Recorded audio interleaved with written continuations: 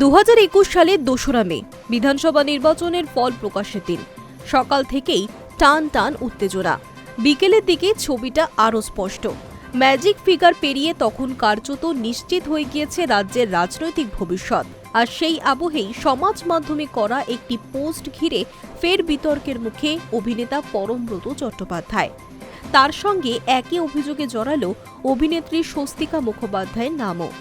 সম্প্রতি গড়িয়াহাট থানায় একটি লিখিত অভিযোগ জমা দিয়েছেন আইনজীবী জয়দীপ সেন। অভিযোগের কেন্দ্রবিন্দু সেই 4 বছরের পুরনো টুইট। অভিযোগকারীর দাবি, ভোট পরবর্তী রাজনৈতিক অশান্তির আবহে পরমব্রতের একটি মন্তব্য এবং তার পরিপ্রেক্ষিতে স্বস্তিকার প্রতিক্রিয়া পরিস্থিতিকে আরও উত্তপ্ত করে তুলেছিল। শুধু তাই নয়, সেই সময় হিংসাত্মক পরিবেশে এই ধরনের মন্তব্য কার্যত উস্কানির কাজ করেছে বলেও দাবি তার। অভিযোগপত্র অনুযায়ী 2021 সালের 2রা মে বিকেল প্রায় 4টে নাগাদ যখন নির্বাচনের ফল অনেকটাই স্পষ্ট, তখন সমাজ মাধ্যমে একটি পোস্ট করেন পরমব্রত। সেখানে তিনি লেখেন, আজ বিশ্ব রকরানি দিবস ঘোষিত হোক। সেই পোস্টের মন্তব্যে স্বস্তিকা লেখেন, হোক হোক। অভিযোগকারীর বক্তব্য, এই মন্তব্যগুলো নিছকই রসিকতা ছিল না, বরং রাজনৈতিকভাবে উত্তপ্ত সময় এই ধরনের মন্তব্য বিজেপি কর্মী এবং সমর্থকদের বিরুদ্ধে আক্রমণাত্মক মানসিকতাকে উস্কে দিয়েছে।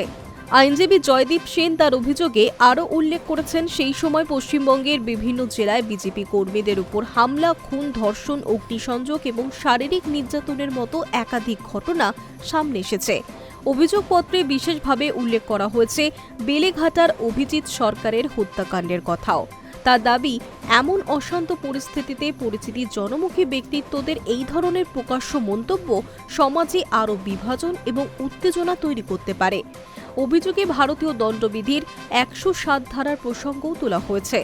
বর্তমানে ভারতীয় ন্যায় সংহিতা বা বিএনএস কার্যকর হলেও ঘটনাটি 2021 সালের হওয়ায় সেই সময়কার আইপিসির ধারাই প্রযোজ্য বলে দাবি অভিযোগকারীর। সেই কারণেই গড়িয়াহাট থানার কাছে এফআইআর দায়ের করে পূর্ণাঙ্গ তদন্ত শুরু করার আবেদন জানানো হয়েছে। এই অভিযোগ সামনে আসতেই রাজনৈতিক এবং সাংস্কৃতিক মহলে নতুন করে আলোচনাও শুরু হয়েছে। 4 বছর আগের একটি পোস্ট আবারও ফিরে এসেছে বিতর্কের কেন্দ্রে।